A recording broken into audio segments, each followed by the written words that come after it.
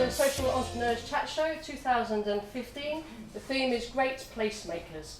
I'm delighted to welcome you all tonight to the Melting Pot, Scotland Centre for Social Innovation. So this is an evening of great social banter. Welcome to those of you in the room and to those of you who are watching at home or in your workplace. I hope that this series is inspiring to you as it is to us. I hope you get a sense of the atmosphere in the room, that you're going to be missing out on some great cocktails. What can you do? Before I go on to invite my speakers up, I'd just like to thank our sponsors tonight, Shivas Regal, who are supporting this event because they're supporting social entrepreneurs all over the world, making great social change projects happen through their fund, The Venture. We're going to tell you more about that fund later on, but for now, I'd like to get on with inviting the first of my speakers up tonight. She's going to tell me about her journey of creating an amazing place in Portobello, which is a little place down the road from here. It's part of Edinburgh, it's a seaside town. So I'd like to welcome up Danny, if you can come to the sofa.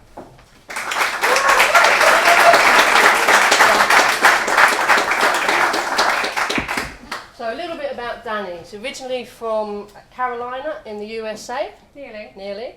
You trained originally as a dancer and an educator, and something called applied behavioural analysis. Yes. What is applied behavioural analysis? It's behavioural science. I worked with children with autism and produced sort of home programmes, trained up the family and their instructors on ABA. On ABA? Yes. Okay. What does that do? So it's kind of a mix of cognitive, social, self-help skills, kind of all encompassing the home programme. It's quite focused, about 40 hours a week. Okay. And I helped set up a charter school in North Carolina. So yeah, I was doing that for about 15 years, I think. 15 years. And you came to Scotland in 2001? Yes. Yes. And then tell us about how you got involved with social enterprise. Where did that journey start? So I came over doing ABA, and I then started my own business called Interplay, which again was consultancy around ABA. And then I had Max, my son. Took a year off, and I was travelling up and down the UK, which proved quite difficult with a small baby. So I went to go and work for a charity called Autism Initiatives. And there I set up a couple of housing support programmes. I then went into occupational outreach work, and then started to work for a social enterprise called The Hermitage, which is a golf course, cafe, horticulture project, mountain biking centre. Very diverse. Yes. So I did that and fell in love with social enterprise actually. Okay. Which was weird because I was so in autism for so long. And I just loved the model. I loved the model of getting the business bit right and the social aims right. Then a job came up at Senscott. Who is Senscott? Sorry, Senscott is Social Entrepreneurs Network Scotland. Mm-hmm. So, and what was your role with them? I was the health coordinator for social enterprise and health, and social enterprise and community food. And what did that bring you into contact with? So that was brilliant. So I kind of travelled around Scotland meeting amazing social entrepreneurs. It was a great kind of 2 years of looking at amazing people around Scotland, what they were doing, learned more about the Scottish Government, worked a lot with the NHS. Mm-hmm. Meanwhile, this kind of idea was kind of bubbling away in the background. I'll come on to your idea in a minute. I will. Tell me a little bit about some of those challenges faced by the people that you met in that network. Yeah. Why did you love this movement so much, even though you will have experienced or witnessed lots of challenges? Tell us about the challenges. Yeah, so a lot of challenges around health, obviously, being part of the NHS, where healthcare is free, and being American, where it's not free. It was really interesting to me to see social enterprises kind of enter into a free healthcare system, but getting their business model right in terms of who's going to pay for these services. All very good, all community led, but someone has to pay for it. Mm-hmm. And it's difficult to kind of breach the NHS and find those partnerships. So a lot of challenges around that. Although enough good stuff, a different way, a new way, a kind of bigger picture way of looking at health, social health, not just medical health, but the social health of people and communities. Okay, and so you've gone from being a practitioner in social enterprise, and then a supporter of other people in social enterprise to coordinating that network. What made you decide to take the rather bold step of becoming a social entrepreneur and stepping out and creating your own thing? I really enjoyed Senscott. but there was something around being an intermediary that didn't quite sit with me. I was a bit restless. I was a bit too far removed from the kind of front line, hands-on work. So I was doing a Social Enterprise Academy course at the time through Scott, just to kind of learn more about what was available here, and started writing my business plan for Tribe Porty. So tell us a little bit about Tribe Porty. So we're a sort of community space. We've got kind of two sides. We've got a co-working space, private studios, workshops, some permanent desk, hot desking, and then we have an open hall with lots going on, different classes, and a Pilates studio. But it was about people. I wanted a place for good people to do good things, and that was kind of my starting point. And then I asked the community what they wanted and what they wanted the space to look like. So it's all been kind of built upon speaking to lots of groups and people about what they wanted for Portobello. When did that journey start, do you think?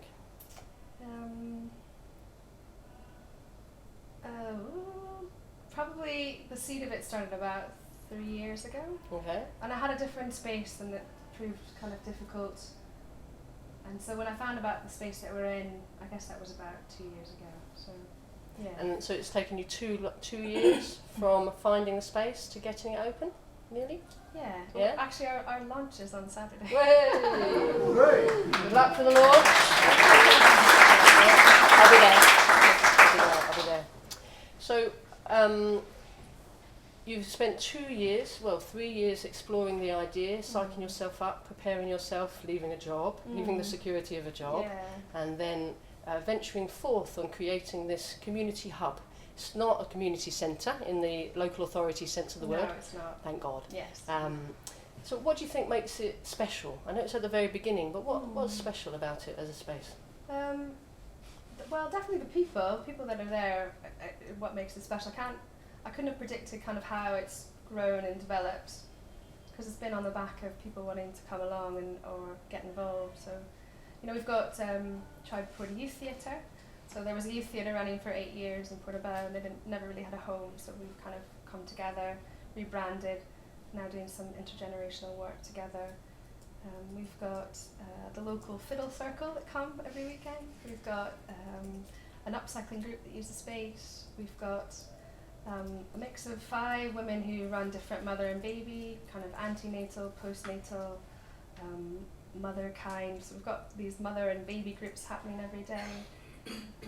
We've got yoga and Pilates every evening. Sounds vibrant. It's quite vibrant, yeah, and that's just the sort of kind of community space. So at the hub side we've got journalists, filmmakers, artists, photographers, architects, biodiversity consultant, another photographer, behavioural science, another artist.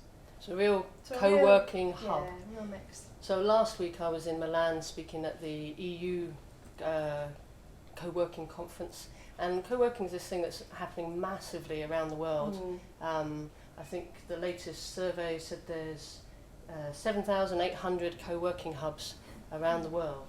But what you're doing is really quite pioneering within that movement, because it's taking it from the bigger cities, or where there's very high density population, and bringing it into a local community.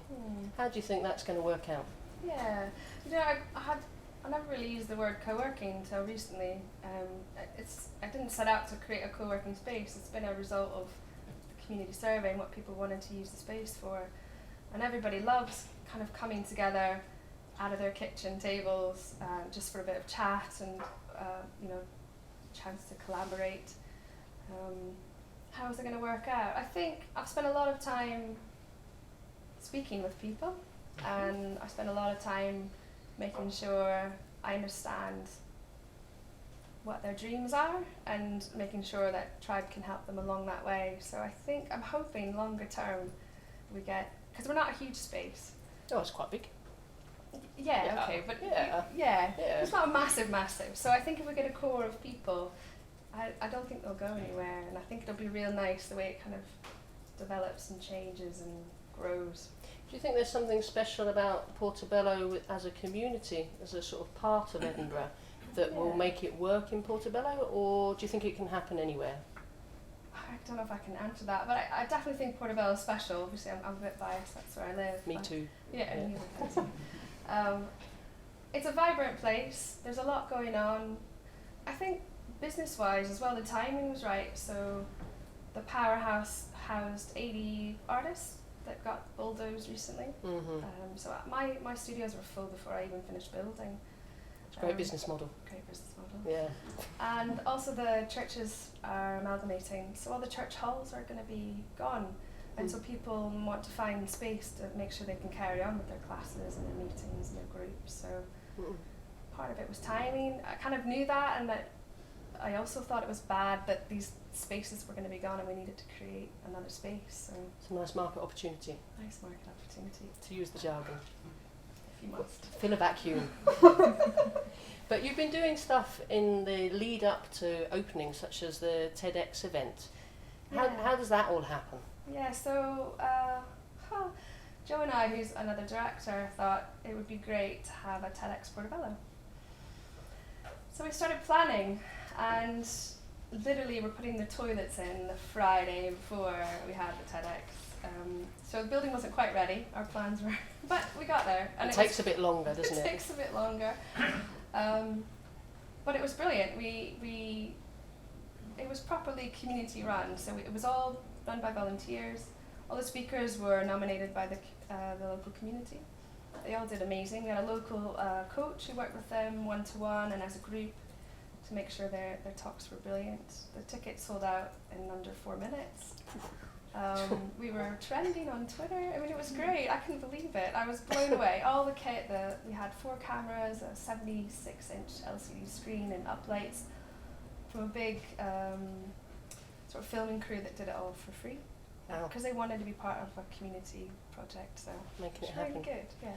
So, I know that you're only technically just opening. Yeah. We've had soft launch. We're now in the hard launch. What have the challenges been? What are the challenges been that you have to overcome over these 3 years? I mean, there's all the work before you open doors. There's a lot of work to do. Yeah.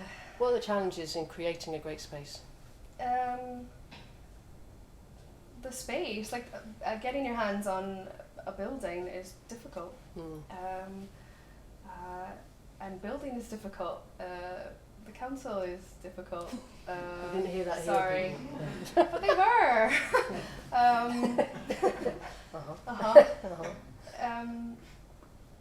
Yeah, and I suppose, I don't have a savings that I could have invested, so I've borrowed, and I've been lucky with grants, but, unless you've got a fair amount of cash, it's hard to start a new business up, especially if you have a property along with that business, not just you consulting, and, it's different, so there are definite challenges. There's challenges.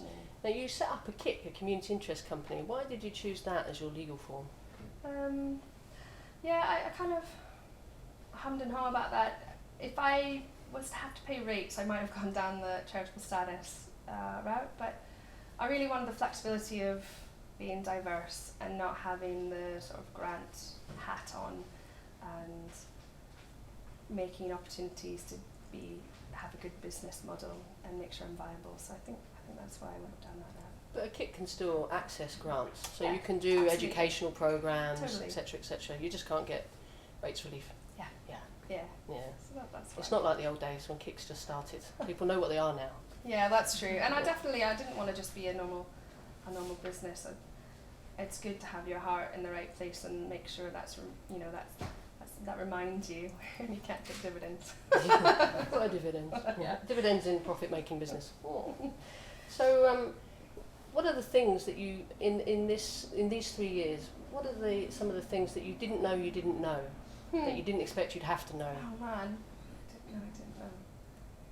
Oh, where do I start? I don't know. Everything? Are you making it up as you go along? I am making it up. I mean, I didn't know about mechanical and electrical engineering before I started. That's your job. Yeah.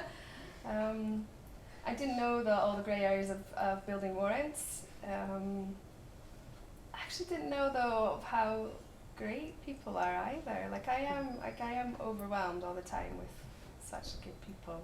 It seems to be a good hotbed for goodness, which is what I set out to do. But I'm really pleased that's actually happened. Who has been, there's been a hotbed of support for you. Is there anyone that you'd personally like to thank at this particular point? Oh gosh, there's loads. But yes, I suppose my board has been brilliant. So Bob Cummins and Johanna Holton, and recently Steve Earle. They've been completely part of every step of it, and yeah, couldn't have done it without them. From things like painting to, knocking down walls, to business planning and support with financial models and cash flow and all of it. All those joyous things. All those fun things. That you didn't know. Yeah.